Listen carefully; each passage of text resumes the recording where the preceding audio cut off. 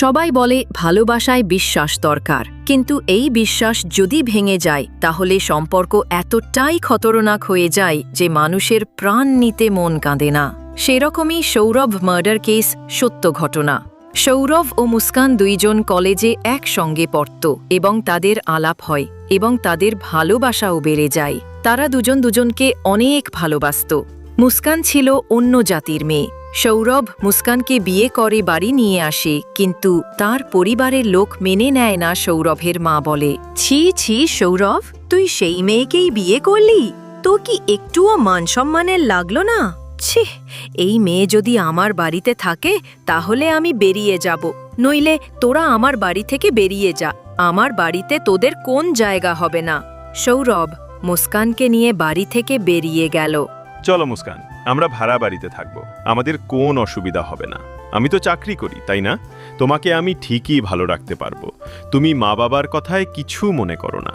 তারপর তারা দুজন ভাড়া বাড়িতে থাকত। সৌরভ ও মুস্কানের একটা সুন্দর ফুটফুটে মেয়েও হয়। বেশ কিছুদিন এভাবেই কেটে যায়। সৌরভ তার কাজে যায়। মুস্কান, তুমি আমার মেয়েকে নিয়ে ভালো থেকো, সাবধানে থেকো। আমার মেয়ের যা ইচ্ছে তাই কিনে দিও। আমি খুব তাড়াতাড়ি বাড়ি ফিরে আসব, আর আমি তোমায় রোজ ফোন করব। তাহলে আমি আসি। মুস্কান তার মেয়েকে নিয়ে একাই বাড়িতে থাকত। তাকে রোজ স্কুলে দিয়ে আসত।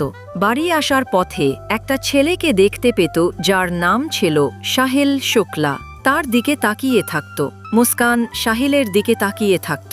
এভাবেই কিছু মাস কেটে যায়। তার স্বামীর সাথে ফোনে কথা হতো ঠিকই, কিন্তু মুস্কান তো আর সঙ্গে ভালো করে কথা বলতো না। সৌরভ ছিল অনেক নরম স্বভাবের মানুষ। হঠাৎ একদিন সাহিল মুস্কানের কাছে আসে এবং তার মনের কথাটা বলে দেয়। মুস্কানও না বলে না। মুস্কান, আমি তোমায় অনেক ভালোবাসি। হ্যাঁ সাহিল, আমিও তোমাকে অনেক ভালোবাসি। মুস্কান ও সাহিলের সম্পর্ক বেশ ভালোই যাচ্ছিল। সাহিল সব কথা শুনত মুস্কানের। মুস্কান তাকে এটা বিশ্বাস দেয় যে তার স্বামীকে রাস্তা থেকে সরিয়ে দিলে তারা একসাথে হতে পারবে। সাহিল, আমরা কখনোই জীবনে এক হতে পারবো না যতদিন আমাদের জীবনে সৌরভ থাকে। তো তুমি কিছু করো, সৌরভকে আমাদের জীবন থেকে সরিয়ে দাও। তুমি চিন্তা করো না, আমি ওর ব্যবস্থা ঠিক করে দিব। আমাদেরকে কেউ আলাদা করতে পারবেন না।